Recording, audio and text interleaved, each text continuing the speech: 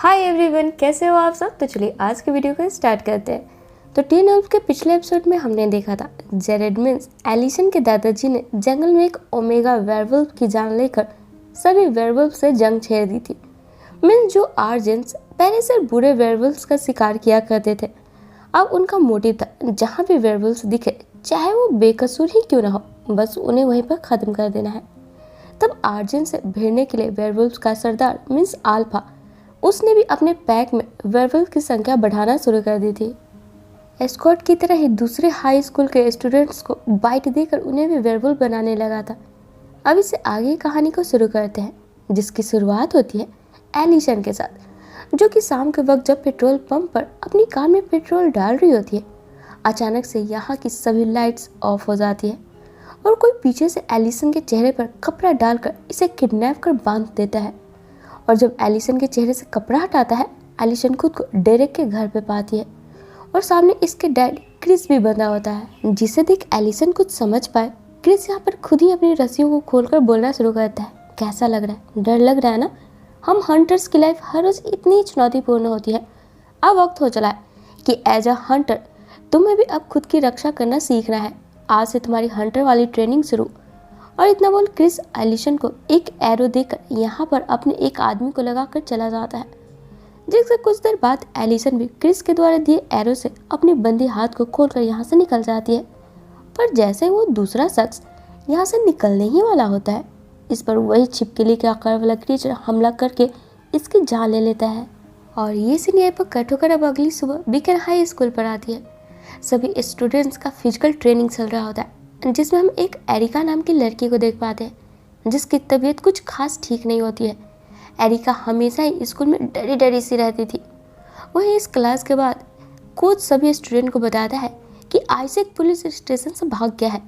अगर किसी को दिखे तो स्कूल या पुलिस स्टेशन में ज़रूर इन्फॉर्म करे। तब स्टाइल साइड में आकर स्कॉट को बोलता है, वैसे डेरेक आइजैक को लेकर कहाँ गया होगा। जहाँ इनकी बातें जैक्सन भी सुन लेता है और डेरेक पर गुस्साने लगता है कि डेरेक के बाइट का असर सब पर हो रहा है, पर मैं वेयरवुल्फ कब बनूंगा। वहीं इधर अचानक से स्कॉट के हाथ कांपने लगते हैं, जैसे किसी चीज़ की तरफ खींचा जा रहा हो। तब ये भागकर यहाँ स्पोर्ट हॉल में पहुँचता है, जहाँ एरिका अकेले में जब प्रैक्टिस कर रही होती है। एरिका की तबीयत वापस से बिगड़ जाती है और ये ऊंचाई से बस गिरने ही वाली होती है कि तभी स्कॉट आकर एरिका को बचा लेता है। जिसे देख एलिसन स्कॉट से पूछती है कि एरिका गिरने वाली है, ये स्कॉट को कैसे मालूम पड़ा। जवाब में स्कॉट बोलता है, बस इसे ऐसा फील हुआ जैसे कुछ गलत होने वाला है। इसके बाद अब हम एरिका को हॉस्पिटल में देखते हैं, जहाँ डेरेक भी आ जाता है और एरिका को सबसे छिपाकर मुर्दा घर में लाकर इसे वेयरवुल्फ बनने का लालच देने लगता है, जिससे कि एरिका की सारी प्रॉब्लम्स हमेशा हमेशा के लिए ख़त्म हो जाएगी। अब ये सुनते ही एरिका डेरेक के झांसे में आकर डेरेक से बाइट लेने को तैयार हो जाती है। वही अगली सुबह स्कूल में स्कॉट और स्टाइल आज शाम हैंग आउट करने की प्लानिंग कर रहे होते हैं, जहाँ पे स्कॉट एलिसन के साथ और स्टाइल लिडिया के साथ जाएगा। इसी सिलसिले में स्टाइल बॉयड नाम के लड़के को कुछ पैसे दे रहा होता है, क्योंकि बॉयड जिस आइस रिंग में काम करता है ये लोग वही जाने वाले थे। यहाँ स्टाइल बॉयड को पैसे इसलिए दे रहा होता है कि जब तक ये लोग उस जगह पर रहे कोई दूसरा वहाँ ना आ जाए, ताकि स्कॉट और एलिसन के रिलेशन की सच्चाई सबसे छिपी ही रहे। तभी अचानक से यहाँ पर एंट्री होती है एरिका की, जो कि डेली से काफ़ी अलग दिख रही थी। इतना अलग कि जो लड़के कल तक एरिका को देखना भी पसंद नहीं कर रहे थे, सभी यहाँ पर एरिका को यहाँ पर घूर घूर कर देख रहे होते हैं। वही शाम के वक्त जब लिडिया एलिसन को लेने के लिए इसके घर आती है, क्रिस एलिसन को लिडिया पर नज़र रखने की सलाह देता है, ये बोलते हुए कि पीटर के बाइट से लिडिया में भी कोई बदलाव आया है या नहीं, जिस पर एलिसन अपनी दोस्त पर नज़र रखने से मना कर देती है और लिडिया के साथ स्कॉट के द्वारा बताए जगह पर पहुंचती है। तब हम स्टाइल को देखते हैं, ये मौका पाते ही लिडिया को पटाने की कोशिश करने लगता है, पर लिडिया इस बार भी स्टाइल को उतना कुछ भाव नहीं देती और अपना स्केटिंग करने लगती है।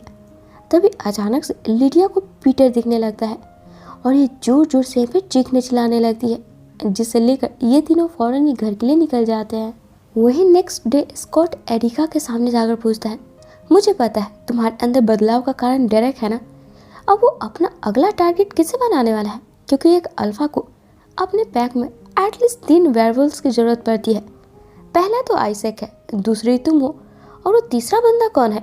जिस पे एरिका स्कॉट की बातों को बदलते हुए बोलते है तो वो तीसरा वेयरवुल्फ तुम हो ना।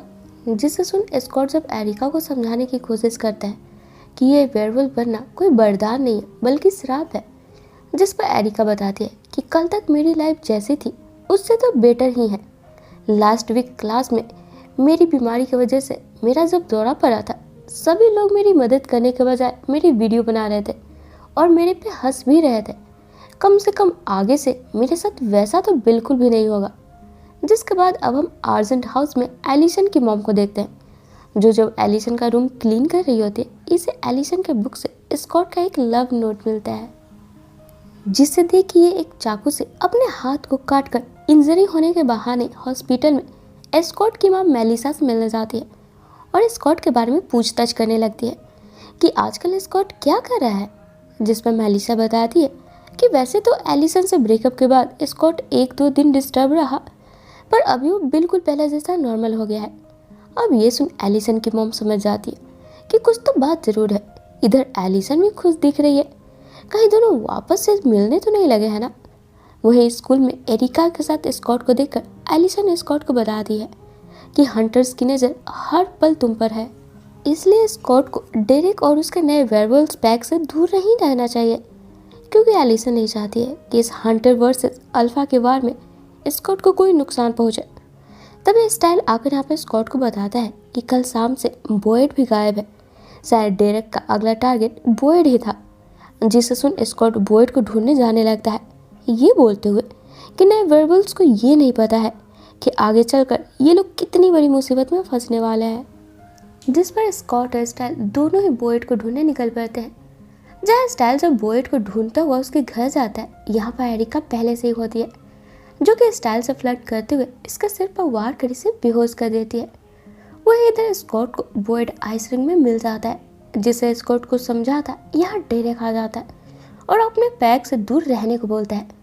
पर जब स्कॉट अभी भी बॉयड को समझाने लगता है, डेरेक आइसेक और एरिका को स्कॉट से लड़ने भेज देता है, जहाँ इन दोनों नए वेयरवुल्फ को तो स्कॉट उठाकर डेरेक की तरफ ही फेंक देता है, जिसे देख डेरेक इस बार खुद ही स्कॉट से आकर भिड़ जाता है और इस बार स्कॉट को बुरी तरीके से पिटाई करके चला जाता है, क्योंकि डेरेक एक अल्फा था। जाहिर सी बात है स्कॉट से ज़्यादा ताकतवर होगा ही। तब स्कॉट बॉयड से पूछता है, क्या तुम्हें सच में ऐसी लाइफ चाहिए? जिस पर बॉयड स्कॉट को अपनी कमर दिखाता है, जहाँ डेरेक ने ऑलरेडी बॉयड को बाइट दे रखा था। वहीं दूसरी तरफ जैक्सन जब डेरेक से मिलने उसके घर जाता है, जैक्सन की मुलाकात हंटर्स से होती है, जहाँ क्रिस जैक्सन को डेरेक से दूर रहने को यहाँ से बोल भगा देता है और खुद अपने उसी हंटर की डेड बॉडी, जिसे कि एपिसोड के शुरुआत में उस छिपकली जैसे क्रिएचर ने मार दी थी, इसे लेकर डेटन के पास आता है और बोलता है, मुझे मालूम है तुम कोई साधारण जानवर के डॉक्टर नहीं हो, वेयरवुल्व्स और हंटर के बारे में सब जानते हो, इसलिए इस डेड बॉडी को देखो और मुझे बताओ कि इसकी ये हालत किस जानवर ने की है। वहीं अब एपिसोड के आखिर में जब जैक्सन की कार कीचड़ में फंसी होती है, जैक्सन जैसे ही कार को पीछे से धक्का देने जाता है, ये महसूस करता है अचानक से इसके अंदर भरपूर एनर्जी आ गई है, जिसे देख जैक्सन खुश हो जाता है और इसी के साथ ये एपिसोड यहीं पे ख़त्म हो जाती है। तो फ्रेंड्स, इससे आगे के एपिसोड ना बहुत ही इंटरेस्टिंग होने वाली है, जिसे देखने के लिए आप हमारे चैनल पे यूँ ही बने रहे। और अगर आपको मेरा आज का वीडियो पसंद आया हो तो इसे लाइक और शेयर करना बिल्कुल ना भूलें। साथ ही अगर आप मेरे चैनल पर न्यू हो तो इसे ऑल बेल नोटिफिकेशन के साथ सब्सक्राइब भी ज़रूर कर ले, ताकि मैं जब भी अपने चैनल पर न्यू वीडियो डालूँ ना आपको उसका नोटिफिकेशन मिल जाए और मुझे आप सबका सपोर्ट। तो चलिए फिर मिलते हैं अपने नेक्स्ट वीडियो में। Till then take care and bye bye.